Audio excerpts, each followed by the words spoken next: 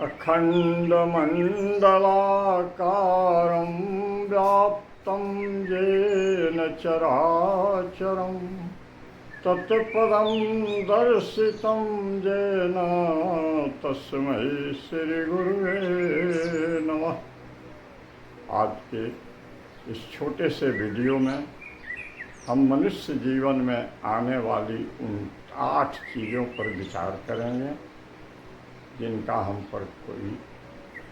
पर हमारा कोई अधिकार नहीं होता। प्रभु श्री राम को वनवास में लेकर के सुमंत जाते हैं और श्रृंगवेरपुर में पहुंचाकर जब अयोध्या वापस लौटते हैं तो उनकी दशा एक ऐसे हत्यारे जैसी हो रही है जिसने या तो अपने गुरु की हत्या कर दी हो या किसी ब्राह्मण की हत्या कर दी हो या किसी गौ की हत्या कर दी। दिन भर एक निर्जन स्थान में बैठने के बाद सुमंत उदास मना अयोध्या नगरी में प्रवेश करते हैं और सीधे दशरथ के राजमहल में जाते हैं। राजा की दशा देखकर उनकी आँखों में अश्रु के अविरल प्रवाह चल पड़ते हैं और सुमंत को देखते ही महाराज दशरथ का दुख चौगुना बढ़ जाता है। बार बार व्यथित होकर व्याकुल मन से वे सीता, राम और लक्ष्मण को दिखाने के लिए सुमंत से आग्रह करते हैं, लेकिन यह संभव तो है नहीं। कहाँ सुमंत और कहाँ सीता, राम, लक्ष्मण। ऐसे में सुमंत उन्हें समझाने का उपक्रम करते हैं। वे कहते हैं कि हे महाराज, आप तो धीर हैं, ज्ञानी हैं, परमार्थ के साधक हैं। आपने साधु समाज का सेवन भी किया है और श्रेष्ठ महापुरुष भी हैं। आपको ऐसी अधीरता, दीनता, व्याकुलता क्या शोभा देती है? महाराज जरा सोचिए तो, आप उस दुख से दुखी हैं, उस व्यथा से व्यथित हैं जिन पर मनुष्य का कोई अधिकार ही नहीं है। जन्म मरण सब दुख सुख भोगा, हानि लाभ प्रिय मिलन वियोगा, काल करम वश होई गोसाई, बरबस रात दी वश की नाई। सुमंत दशरथ को समझाते हैं कि हे महाराज, जन्म और मृत्यु, सुख और दुख, हानि और लाभ तथा अपने प्रियजनों का मिलन और वियोग, इन 8 चीज़ों में 4 तो मनुष्य को सुख देने वाली हैं और 4 दुख देने वाली हैं।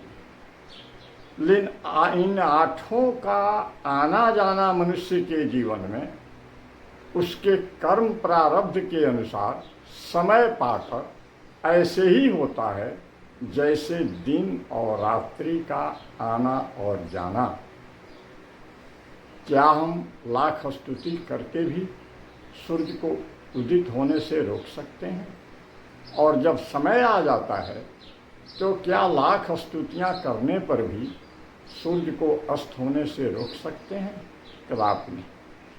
ऐसे ही यदि हम कोटि निवेदन करें तो क्या रात्रि का आना और रात्रि का समय पर जाना स्थगित हो सकता है?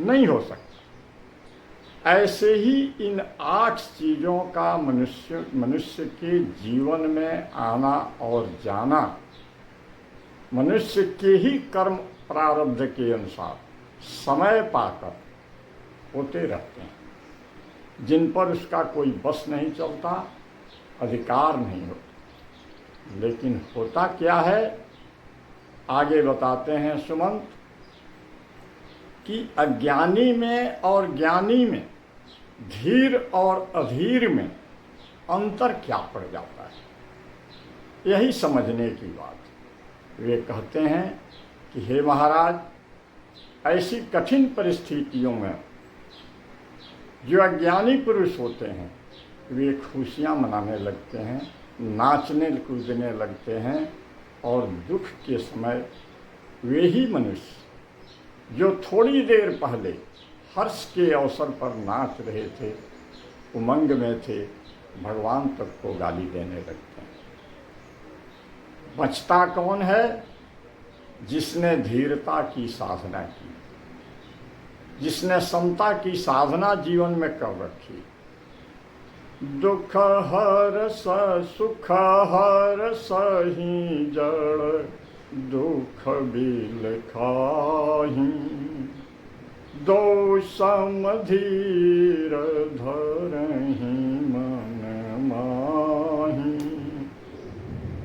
धीर व्यक्ति दोनों ही स्थितियों में, चाहे दुख हो या सुख हो, हर्ष हो या विषाद हो, हानि हो या लाभ हो, जीवन हो या मृत्यु हो, व्यथित नहीं होता, दुखी नहीं होता।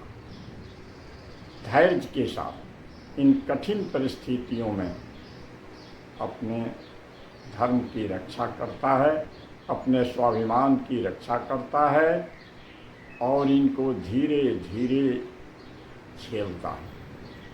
यही भेद है, यही अंतर है। अध्यात्म के पथ के पथिक को इस धीरता की साधना के लिए श्री कृष्ण समत्व योग का उपदेश देते हैं। वे कहते हैं कि हे अर्जुन, जंग ही न व्यथ्यन्ते ते पुरुषं पुरुषर्षभा, सुख दुख समंदिरम सो अमृत तत्वाय कल्पते। जब मनुष्य इन व्यथाओं से व्यथित नहीं होता और सुख दुख को में धीरता का अभ्यास कर लेता है, वही मनुष्य अमृत पाने का अधिकारी होता है, यानी परम शांति का, परमात्मा की प्राप्ति का अधिकारी होता है।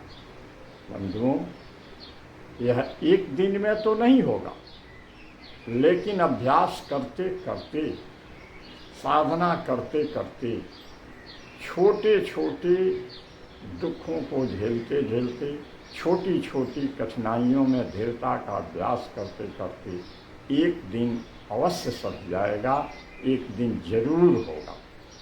इसलिए आइए, हम यदि आध्यात्मिक जीवन के मार्ग पर चलने वाले हैं, हम अध्यात्म पथ के पथिक हैं, तो इन 8 चीज़ों पर अपना वश न मान करके, अपने कर्म और प्रारब्ध का परिणाम मानकर धीरे धीरे धीरता के साथ इनसे निपटने का, इनको झेलने का अभ्यास करें, समता की साधना करें। आज इतना ही। चैनल आध्यात्मिक जीवन को सब्सक्राइब कर लें और घंटी बजाना न भूलें, ताकि अगले वीडियो आप तक पहुंचते रहें।